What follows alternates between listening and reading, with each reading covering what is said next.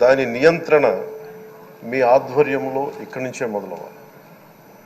ఇందాక సభా నాయకులు గౌరవ ముఖ్యమంత్రి శ్రీ చంద్రబాబు నాయుడు గారు చెప్తారు, ఆడబిడ్డలు ఏ విధంగా నలిగిపోయారు ఈ రాష్ట్రంలో గత 5 సంవత్సరాల్లో.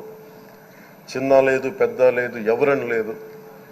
ఎవరన్నా సరే ఒక మాట మాట్లాడితే వాళ్ళని వ్యక్తిగతంగా దూషణ, సోషల్ మీడియాలో వాళ్ళని క్యారెక్టర్ అసాసినేట్ చేయటం, వాళ్ళు పెద్ద నాయకులు కావచ్చు, కార్యకర్తలు కావచ్చు, లేదా వాళ్ళకి ఎదురు తిరిగి ఒక ఒపీనియన్ చెప్పి ఎవరైనా సగటు మనిషి కూడా కావచ్చు, అది ఇక్కడితో ఈ రోజు నుంచి ఆగిపోవాలి అధ్యక్ష. అది మీ ఆధ్వర్యంలోనే మొదలవ్వాలి. గత ప్రభుత్వం తాలూకు సభ జరిగిన విధానం చూస్తే ఈ వ్యక్తిగత దూషణ ఇవన్నీ చాలా ఇబ్బంది పెట్టే ప్రజలు. ఈ రోజున వాళ్ళకి 11 సీట్లకు పరిమితం అయ్యారు, ఈరోజు లేరు, ధైర్యం లేదు వాళ్ళకి. విజయాన్ని తీసుకోగలిగారు కానీ ఓటమిని కూడా ధైర్యంగా కూర్చుకునే వాళ్ళకి స్థాయి లేదు, వాళ్ళకి పారిపోయారు ఇక్కడి నుంచి. భావంలో ఉండే తీవ్రత భాషలో ఉండాల్సిన అవసరం లేదు.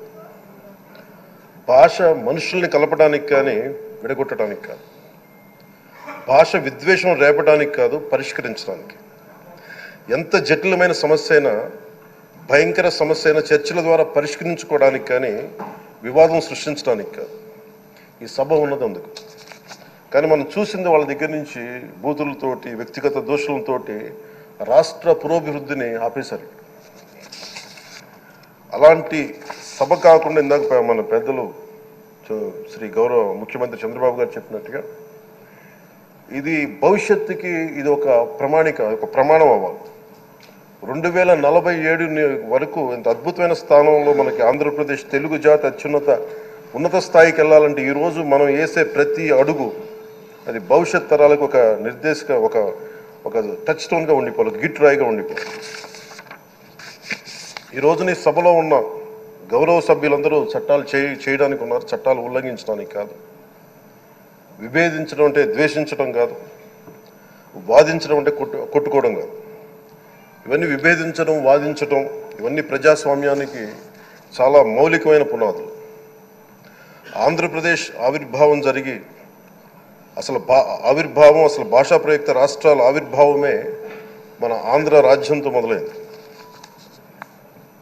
అమరజీవి పొట్టి శ్రీరాములు గారి బలిదానం మీద మన రాష్ట్రం పుట్టింది.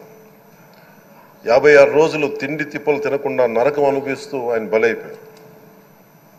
ఆయన మరణానికి చేరువవుతూ ఆమరణ నిరాహార దీక్ష చేసిన ప్రతిరోజు మనకి దాదాపు ఈ సుదీర్ఘమైన 6 దశాబ్దాల కాలం, 1.5 సంవత్సర కాలం అంటే ఆయన ప్రతిరోజు చావుకి చేరువవుతూ భోజనం లేకుండా ఆయన గడిపిన ప్రతిరోజు మనకి 1.5 సంవత్సర కాలం.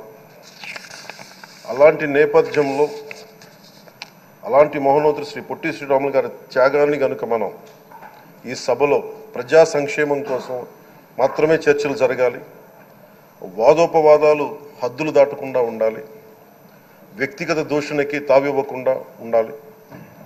అలా కాకుండా గత ప్రభుత్వంలాగే ఈ సభని తిట్లకి, బూతులకి, కొట్లాటికి వాడితే ప్రతి నిమిషం పొట్టి శ్రీరాములు గారి బలిదానాన్ని అవమానం చేసినట్టే.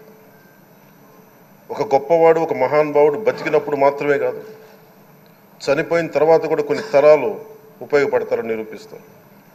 అలాంటి కోవకు చెందిన మహానుభావులు ఆంధ్ర రాష్ట్ర సృష్టికర్త, భాషా ప్రయుక్త రాష్ట్రాలకు శ్రీకారం చుట్టిన ద్రష్ట అమరజీవి శ్రీ పొట్టి శ్రీరాములు గారి స్మృతిలో ఒక విలువలతో కూడిన ఒక సత్సాంప్రదాయాన్ని తెరలేపుతూ మీ ఆధ్వర్యంలో ఈ సభ జరగాలని, ఈ 5 ఏళ్ల ప్రజా ప్రస్థానంలో ఈ విలువైన 5 ఏళ్ళు రాబోయే తరానికి గొప్ప భవిష్యత్తునిచ్చేలా, అన్నం పెట్టే రైతుకి, కౌలు చేసుకునే రైతుకి, రైతు కూలీకి అండగా ఉండేలా, మహిళలకి భద్రతతో పాటు ఉన్నత స్థాయికి ఎదిగేలా, ప్రభుత్వ ఉద్యోగులకి భద్రత కల్పించేలా, పశువు, పక్షి, ప్రకృతి సర్వజనులందరికీ కూడా మతాలకి, ప్రాంతాలకి అతీతంగా సుభిక్షంగా అభివృద్ధి పదంలో